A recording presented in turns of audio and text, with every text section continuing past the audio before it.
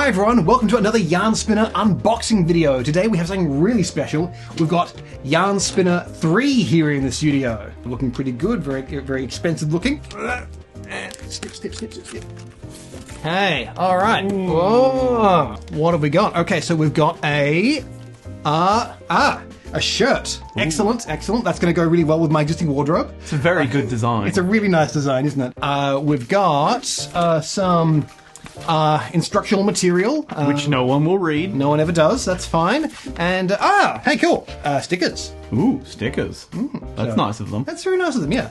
Alright, so what else we got? What do we have here? Is that what I think it is? Well, it depends on if you think it's a once. Do you mean to tell me I can now flag parts of my yarn code to only appear one time without having to manage any variables or state myself? I sure do. Whoa. What about this? Oh, this detour. What does that do? Well, a detour is like a jump, but control flow returns from where you jumped from. Incredible. What else is in this box? It's heaps of stuff. I want to do one. All right.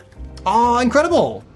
That is a storylet. Are you telling me that I can now have Yarn Spinner select the most salient story content for me without having to maintain a mountain of ifs or complex hub nodes? You better believe it. Whoa! Alright. And, hey, what do you think about async programming? Surely you jest. I would never, because now you can create custom dialogue presenters without having to manage a whole bunch of callbacks. Incredible. Alright, and nothing left in this box but Capsley here. Sadly, that's true. Well, good thing we have another 573 boxes of additional features left to go through. Hell yeah. Yarn Spinner 3, out now. Buy it, or else.